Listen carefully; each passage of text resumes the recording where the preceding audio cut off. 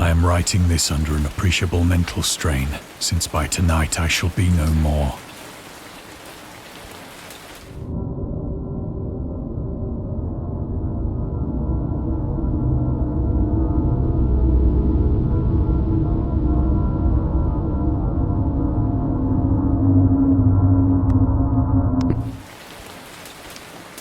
Penniless, and at the end of my supply of the drug which alone makes life endurable, I can bear the torture no longer, and shall cast myself from this garret window into the squalid street below.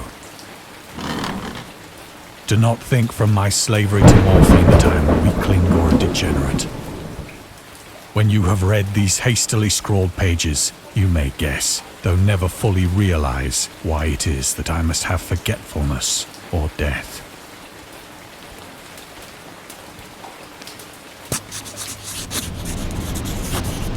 It was in one of the most open and least frequented parts of the broad Pacific that the packet of which I was supercargo fell a victim to the German sea raider.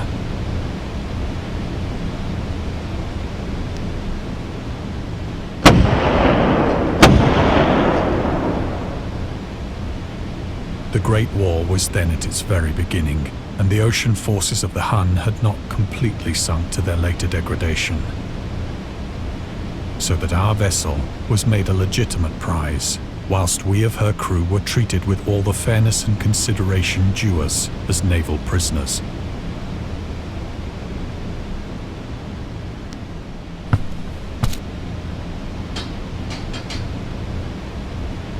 So liberal, indeed, was the discipline of our captors, that 5 days after we were taken, I managed to escape alone in a small boat with water and provisions for a good length of time.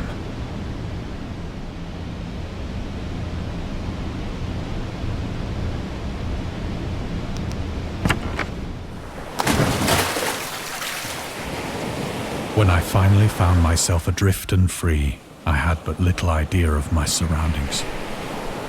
Never a competent navigator, I could only guess vaguely by the sun and stars that I was somewhat south of the equator. Of the longitude, I knew nothing, and no island or coastline was in sight.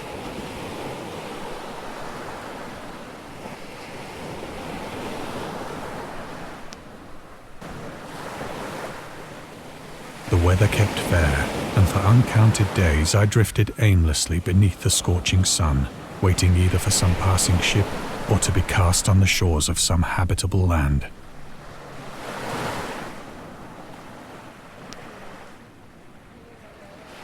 But neither ship nor land appeared, and I began to despair in my solitude upon the heaving vastness of unbroken blue. The change happened whilst I slept. Its details I shall never know, for my slumber, though troubled and dream-infested, was continuous.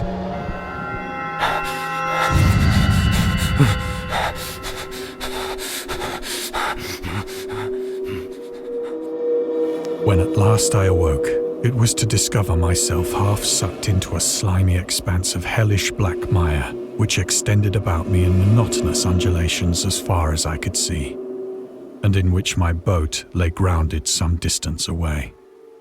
Though one might well imagine that my first sensation would be of wonder at so prodigious and unexpected a transformation of scenery, I was in reality more horrified than astonished. For there was in the air, and in the rotting soil, a sinister quality which chilled me to the very core. The region was putrid with the carcasses of decaying fish, and of other, less describable things which I saw protruding from the nasty mud of the unending plain. Perhaps I should not hope to convey in mere words the unutterable hideousness that can dwell in absolute silence and barren immensity. There was nothing within hearing, and nothing in sight, save a vast reach of black slime. Yet the very completeness of the stillness and the homogeneity of the landscape oppressed me with a nauseating fear. The sun was blazing down from a sky which seemed to me almost black in its cloudless cruelty, as though reflecting the inky marsh beneath my feet.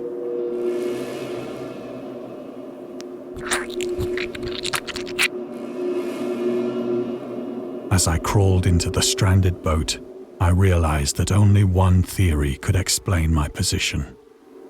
Through some unprecedented volcanic upheaval, a portion of the ocean floor must have been thrown to the surface, exposing regions for which innumerable millions of years had lain hidden under unfathomable watery depths. So great was the extent of the new land which had risen beneath me that I could not detect the faintest noise of the surging ocean, straining my ears as I might. Nor were there any seafowl to prey upon the dead things.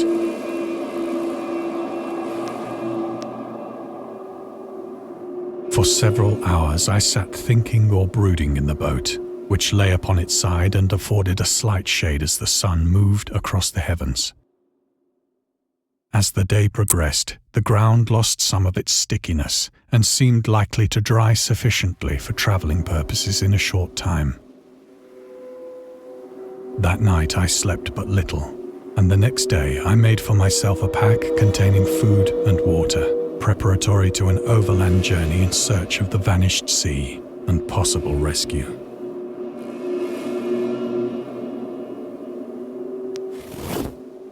On the third morning, I found the soil dry enough to walk upon with ease.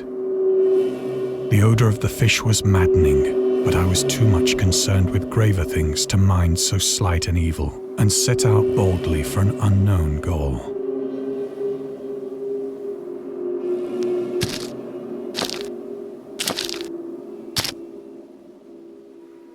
All day I forged steadily westward, guided by a faraway hummock which rose higher than any other elevation on the rolling desert.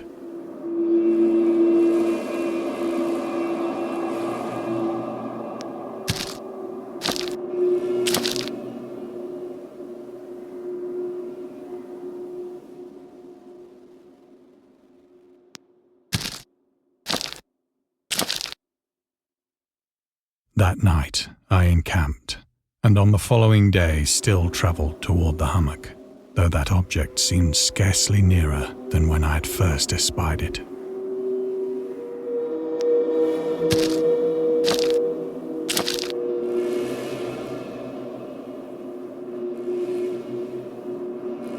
By the fourth evening, I attained the base of the mound, which turned out to be much higher than it had appeared from a distance.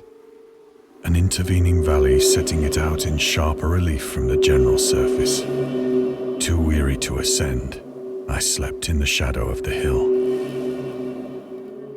I know not why my dreams were so wild that night, but ere the waning and fantastically gibbous moon had risen far above the eastern plain,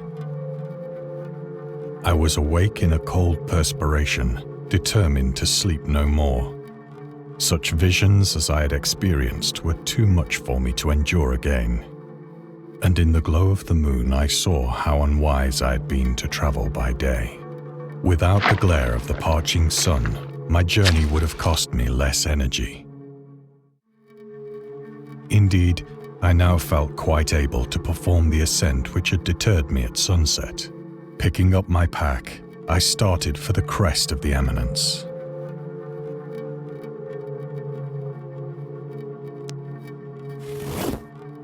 I have said that the unbroken monotony of the rolling plain was a source of vague horror to me. But I think my horror was greater when I gained the summit of the mound and looked down the other side into an immeasurable pit or canyon, whose black recesses the moon had not yet soared high enough to illumine. I felt myself on the edge of the world, peering over the rim into a fathomless chaos of eternal night. Through my terror ran curious reminiscences of Paradise Lost, and of Satan's hideous climb through the unfashioned realms of darkness. As the moon climbed higher in the sky, I began to see that the slopes of the valley were not quite so perpendicular as I had imagined. Ledges and outcroppings of rock afforded fairly easy footholds for a descent, whilst after a drop of only a few hundred feet, the declivity became very gradual.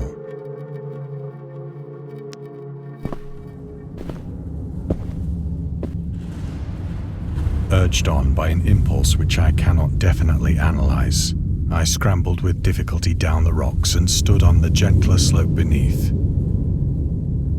gazing into the Stygian deeps where no light had yet penetrated. All at once, my attention was captured by a vast and singular object on the opposite slope, which rose steeply about 100 yards ahead of me. An object that gleamed whitely in the newly bestowed rays of the ascending moon.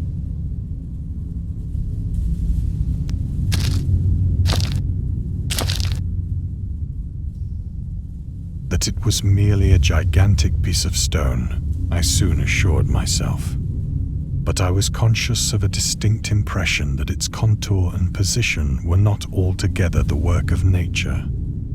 A closer scrutiny filled me with sensations I cannot express.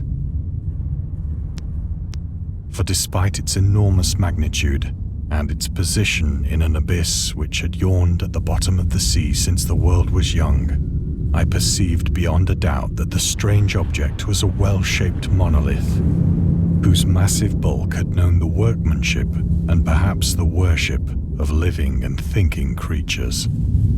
Dazed and frightened, yet not without a certain thrill of the scientist's or archaeologist's delight, I examined my surroundings more closely.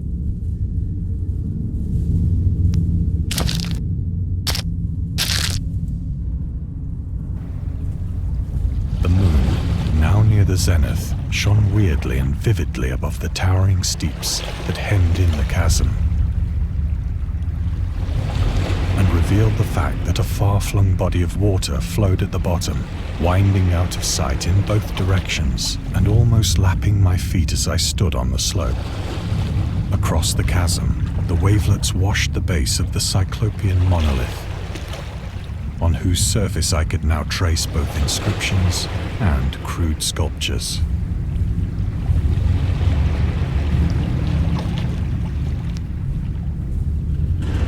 The writing was in a system of hieroglyphics unknown to me and unlike anything I'd ever seen in books, consisting for the most part of conventionalized aquatic symbols such as fishes, eels, octopi, crustaceans, mollusks, whales, and the like. Several characters obviously represented marine things which are unknown to the modern world, but whose decomposing forms I had observed on the ocean-risen plain. It was the pictorial carving, however, that did most to hold me spellbound.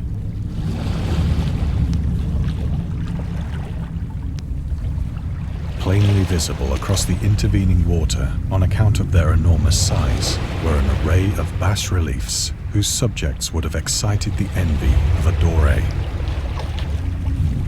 I think that these things were supposed to depict men, at least a certain sort of men, though the creatures were shown disporting like fishes in the waters of some marine grotto, or paying homage at some monolithic shrine which appeared to be under the waves as well.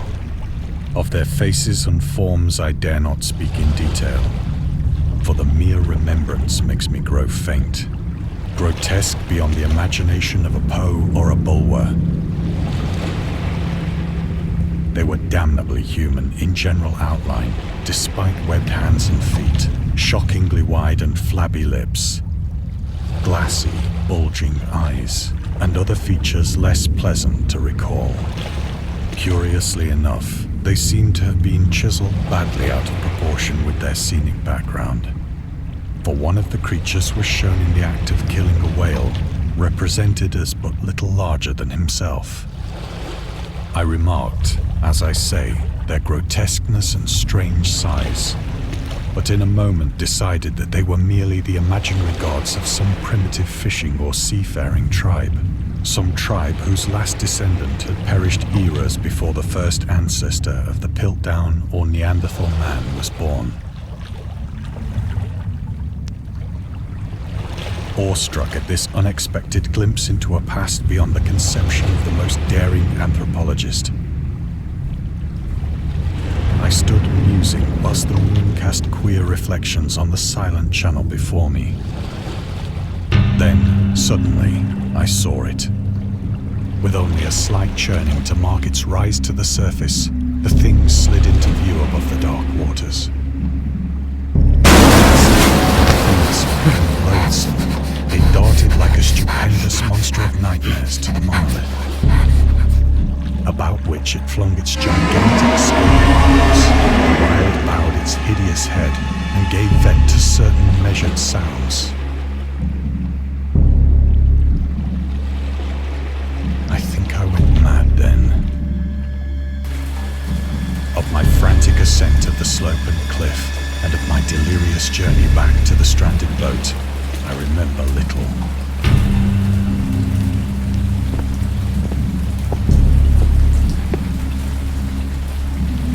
I believe I sang a great deal and laughed oddly when I was unable to sing.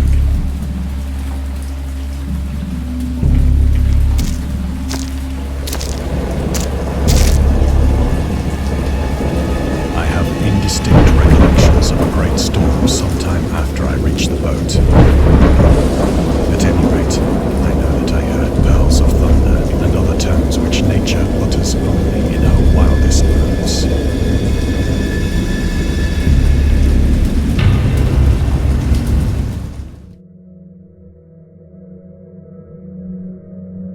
When I came out of the shadows, I was in a San Francisco hospital.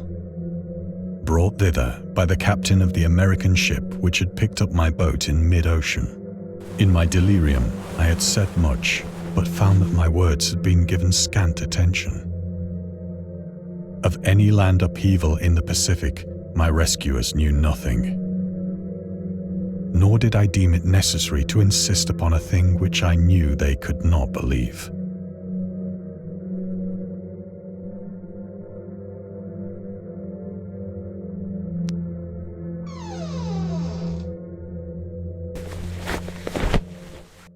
Once I sought out a celebrated ethnologist and amused him with peculiar questions regarding the ancient Philistine legend of Dagon, the fish god.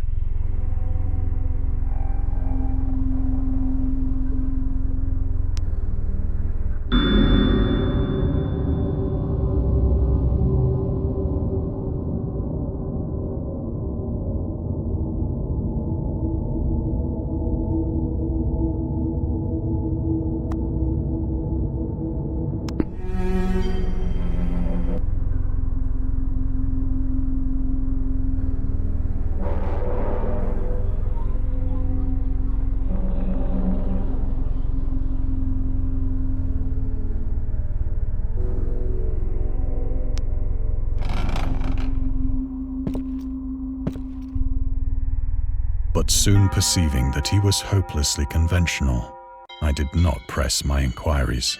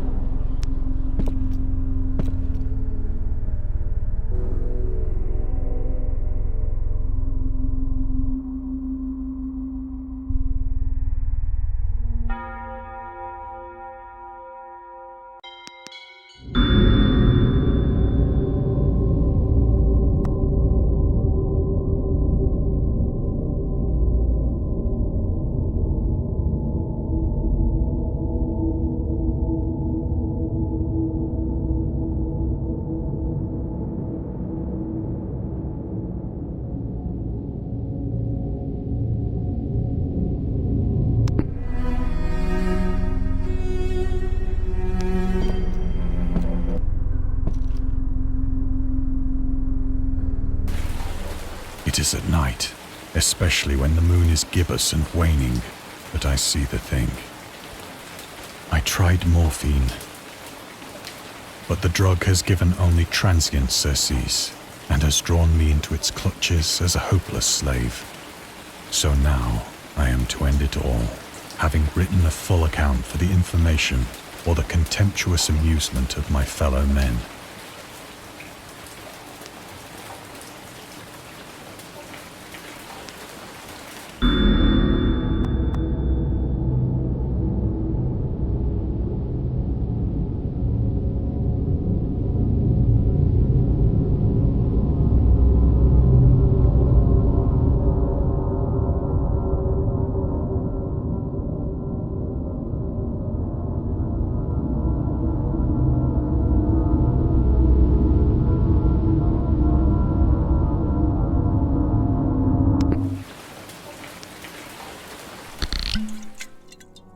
Often, I ask myself if it could not all have been a pure phantasm, a mere freak of fever as I lay sun-stricken and raving in the open boat after my escape from the German man-of-war. This I ask myself, but ever does there come before me a hideously vivid vision in reply. I cannot think of the deep sea without shuddering at the nameless things that may at this very moment be crawling and floundering on its slimy bed, worshipping their ancient stone idols and carving their own detestable likenesses on submarine obelisks of water-soaked granite. I dream of a day when they may rise above the billows to drag down into their reeking talons the remnants of puny, war-exhausted mankind. Of a day when the land shall sink and the dark ocean shall ascend amidst universal pandemonium.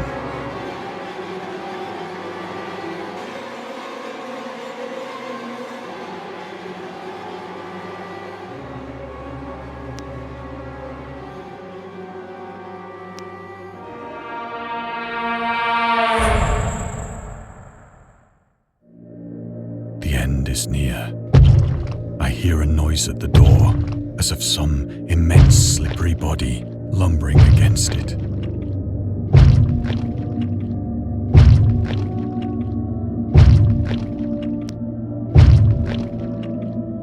It shall not find me.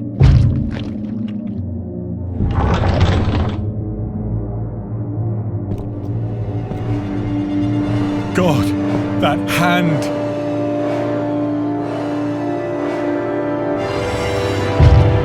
The window! The window!